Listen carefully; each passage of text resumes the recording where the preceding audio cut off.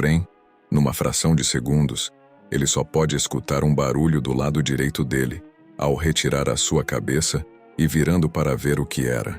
Você não vai para lugar nenhum, desgraçado. Num curto momento, Iago rapidamente, com sua faca, desferiu um corte com toda a sua força no braço direito de Vejorge, contendo o Pip-Boy. It's all over, but the cry,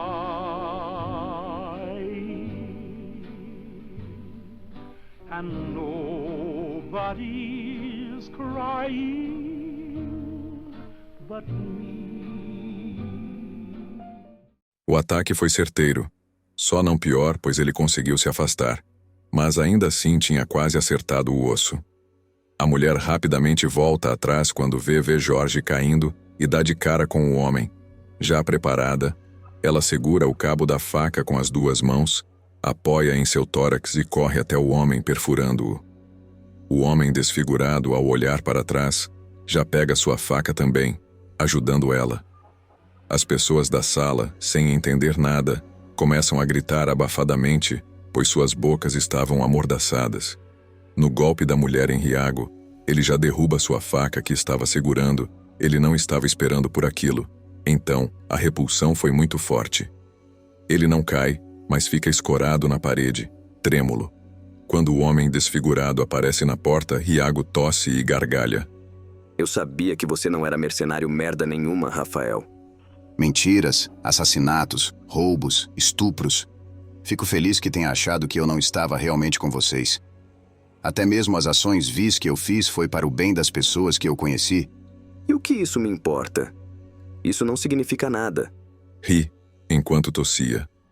O que a gente fazia era para o bem das pessoas. Gargalha. O homem desfigurado cerrou os olhos enquanto franzia as sobrancelhas, indo em direção a Iago. Iago coloca a mão tampando, como que se tentasse impedir que ele chegasse perto, e ele então diz: Fazendo tudo isso era para o bem das nossas pessoas, seu decrépito de merda. Rafael atravessa a mão de Iago, empurrando-a até penetrar a traqueia de Iago, e depois o derrubando-o no chão. Iago já estava quase morto. Era seu fim, e enquanto seus últimos minutos se passavam, Rafael pilhava seu corpo. Droga! Cadê a sua arma? Iago olhava fixamente para ele, caído no chão e com sangue saindo do canto da sua boca. Rafael se levanta, pega a faca e vai até Vejorge. A mulher estava, enquanto isso, tentando impedir que ele sangrasse muito. Não tinha nada ali que pudesse ajudar a parar o sangramento, como um Stimpack ou gás médico. Porém, Rafael vai até Iago e corta um grande pedaço de sua roupa para interromper o sangramento. Logo ele começa também a procurar entre sua roupa algo.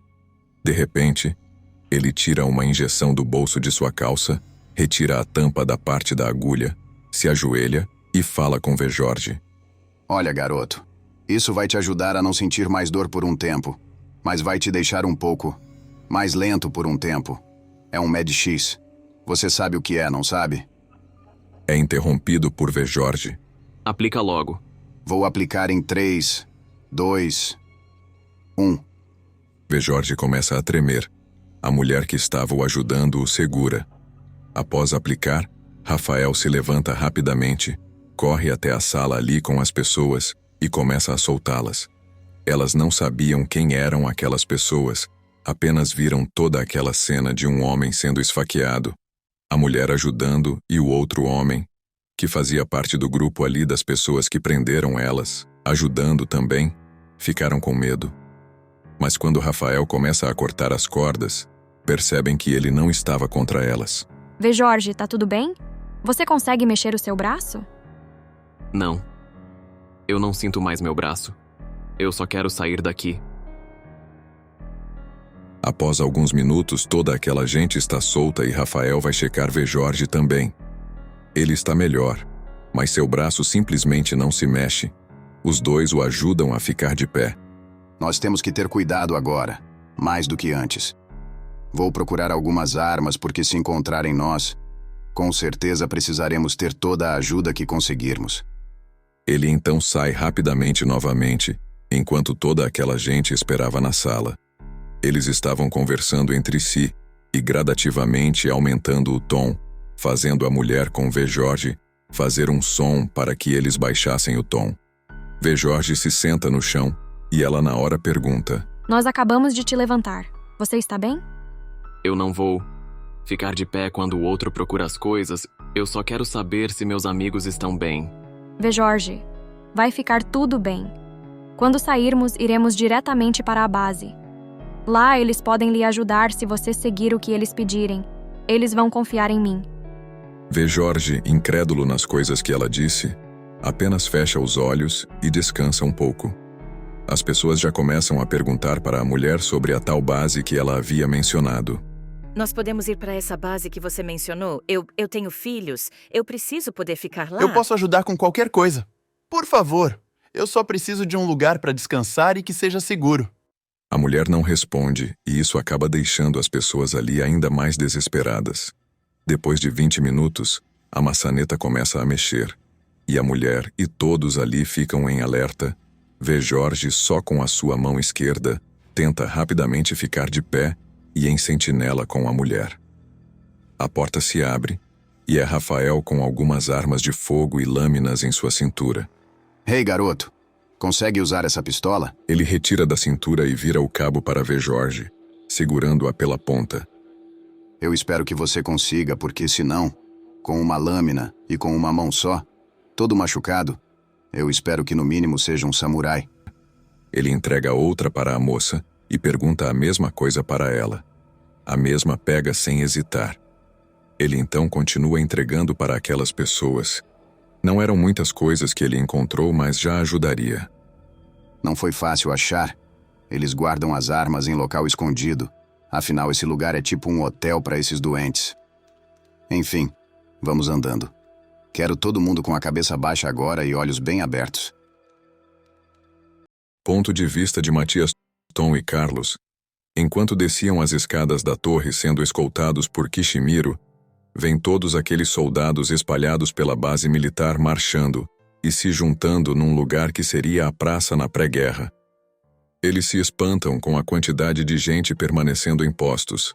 Carlos pergunta, atônito, para Tom. Você já viu algo como isso antes? E Tom responde: Tão bem armada e com tanta gente. Não, me preocupa como isso tudo está escalando rapidamente. Quando finalmente descem tudo, eles continuam seguindo Kishimiro pela estrada pavimentada que levava até os edifícios. Eles admiravam aquelas casas, prédios, hangares e a parede, que parecia até mesmo que havia sido reformada recentemente. Enquanto Carlos via tudo, ele desacelera o passo, fazendo o soldado atrás que estava escoltando eles dar um empurrão com força para que ele continuasse a andar. Mas Carlos quase mal saiu do lugar, como se ele estivesse preparado para aquilo. Calma aí, só estou vendo. E ele começa a andar mais rápido, acompanhando Tom. Onde será que está a Bianca? Carlos pergunta. Tom o responde. Não sei, só espero que bem. Disse com a voz baixa. Kishimiro olha para trás. Vê Tom cabisbaixo e Carlos preocupado e diz: Bianca é a menininha forasteira que estava com vocês, não é mesmo? Os dois olham para ele. Fiquem tranquilos, ela está com a minha filha. Ela está segura. Mesmo que seja uma forasteira, ela não será maltratada. Os dois já ficam menos tensos ouvindo isso. De repente, vindo correndo, um homem fardado e com uma bolsa começa a conversar com Kishimiro. Sargento Kishimiro, senhor. Venho entregar um convocamento do senhor Schmidt para que o senhor compareça na praça com os forasteiros. O que o William quer comigo e com os forasteiros? Desculpa, senhor. Apenas pediram para que eu viesse entregar esse convocamento. Agora, com licença, preciso entregar as outras mensagens pela base. Sai correndo no mesmo instante. Kishimiro coça a nuca e começa a andar novamente, saindo do caminho que era escorado na parede para ir mais no centro da base. Carlos e Tom seguem-o, mas eles estão totalmente desesperados, pois era lá onde estavam todos os soldados e o comandante da cavalaria da base. Quando estava quase chegando no centro, todos aqueles guardas do lado em que eles estavam vindo olharam para eles e abriram caminho para Kishimiro passar. Enquanto prestavam continência para ele, e caras fechadas para Carlos e Tom. Quando atravessaram todos os soldados, o chefe da cavalaria, William Schmidt, olha para eles bem do alto da plataforma onde discursava aos soldados e fala a Kishimiro: Kishimiro, um soldado seu da guarnição, agrediu uma cidadã hoje de manhã. Eu quero que você lide com isso, imediatamente. Kishimiro olha para ele com a cara fechada por uns 2 segundos, e depois fecha a cara abruptamente e diz a ele: Onde está o maldito? Ele vai passar. É interrompido por Schmidt. Quero que você leve esses 2 soldados junto com você. Os 2 soldados são empurrados para a frente, se destacando da primeira fileira para o centro da praça. Kishimiro olha surpreso e pergunta: Mas eles são da cavalaria. Por que quer que eu leve eles? E Schmidt responde: Eles foram pegos roubando a feira de uma senhora. Os 3 estão esquecendo que moram aqui. Eu quero que você os lembre.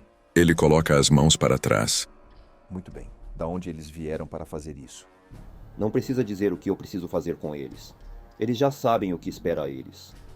Ele se vira indo em direção a sair dali, mas é chamado a sua atenção novamente. O forasteiro mais novo vai comigo no assalto. Eu quero saber sobre tudo. O outro, prendam. Kishimiro faz um sinal para os soldados da guarnição pegarem os 3 soldados e começa a andar. Tom e eles começam a seguir Kishimiro. Quando Carlos ia seguir Tom, os soldados impedem-o. Forasteiro, como se chama? Perguntou com as mãos para trás.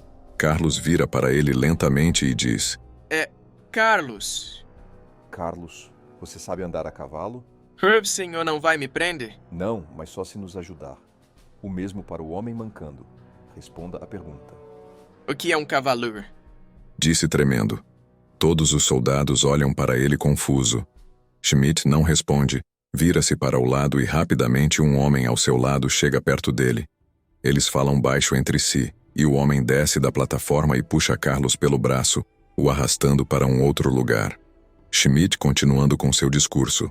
Soldados, hoje a cavalaria sai novamente para a exploração. Nós iremos partir em busca do elemento final, aquilo que nos revelará o que há por trás daquela porta que, por anos, nunca conseguimos abrir. O segredo que há séculos permanece abaixo dos nossos pés. Preparem-se enquanto saímos. A base deve permanecer impenetrável como sempre foi.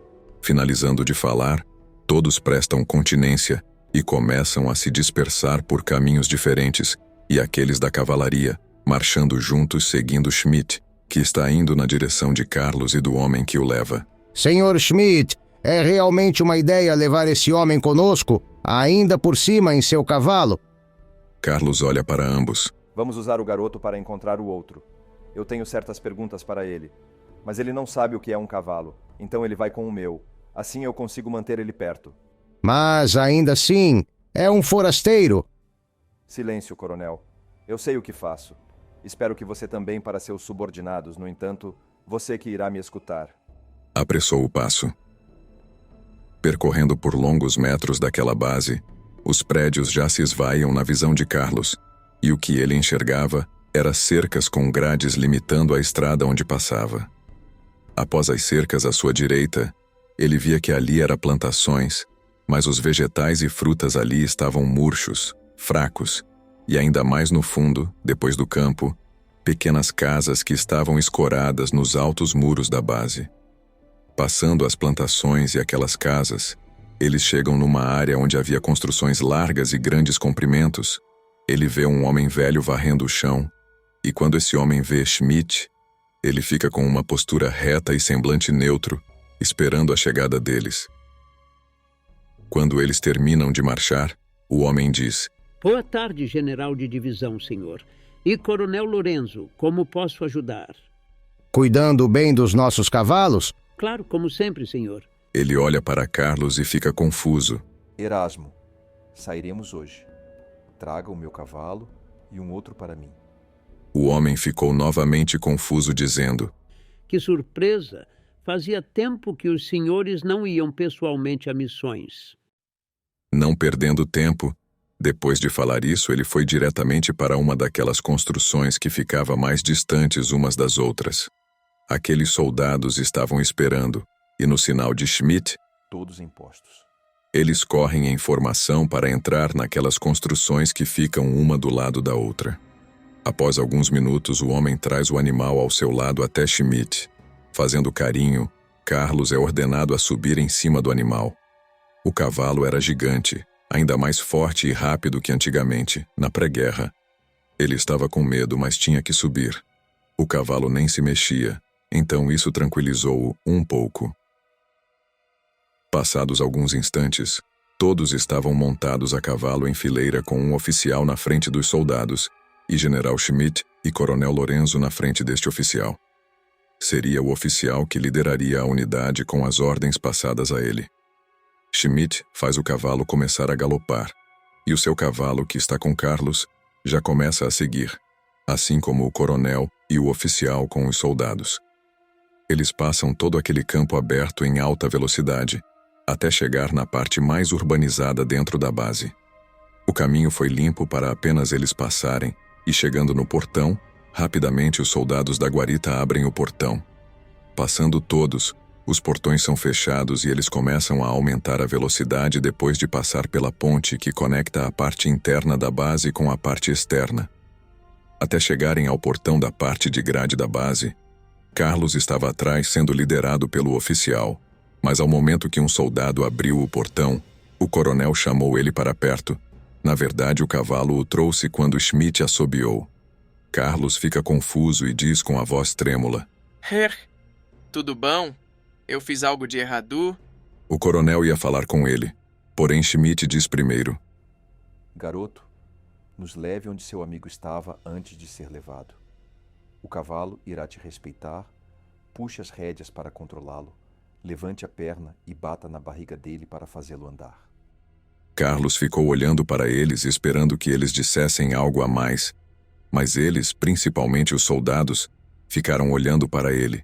Com as rédeas nas mãos, ele olha para elas, para seus pés e faz o cavalo se mexer. E ele consegue. O cavalo começa a galopar. Ele se assusta com a velocidade que o cavalo fez logo no início e puxa as rédeas no impulso. O cavalo mexe a cabeça para um lado e para o outro, mas não fica fora do controle. Lorenzo e Schmidt então passam por ele.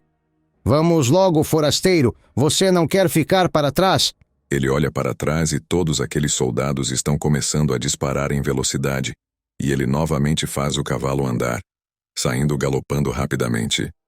Alcançando o comandante e o coronel, ele diz com os olhos arregalados: Meu Deus do céu, esse bicho aqui é muito rápido. Os dois continuam focados na estrada, e ele lembra que ele tem que mostrar o caminho, e faz o cavalo acelerar ainda mais. Na frente, ele mantém caminho reto até sair da floresta. O caminho onde estavam era um dos únicos que permite que animais e veículos cheguem até a base, pois na área das árvores há as incontáveis raízes que ficam acima do chão. Depois de alguns minutos, Carlos sentia-se muito bem com a brisa em alta velocidade. Era uma experiência única, até mesmo para aqueles antes da guerra. E ele percebe que a densa floresta começara a ficar com menos árvores. Saindo da floresta, ele vê que está longe da onde vieram, mas que o lugar não era totalmente diferente. Então ele pega à direita, não se distanciando das árvores. De repente, por causa que Carlos estava muito rápido, o cavalo começa a parar até que ele vê Schmidt vindo. Mas até ambos ficarem próximos, o cavalo não andava. Quando o comandante passa por Carlos, o cavalo continua andando. Uau, esse cavalo é inteligente mesmo. Eu estava muito rápido e ele parou quando eu percebi que não estava vendo mais ninguém. Foi aqui que seu amigo foi levado? O quê? Naum foi. Então continue. Vamos, vamos. Os soldados atrás, vendo Carlos interagindo com o seu comandante e coronel, começam a dialogar entre si. Qual é a desse forasteiro? Ele não deveria ter sido levado para o campo para trabalhar com o resto dos outros escravos? É porque você não escutou a conversa, André. Estamos falando de coisas importantes aqui.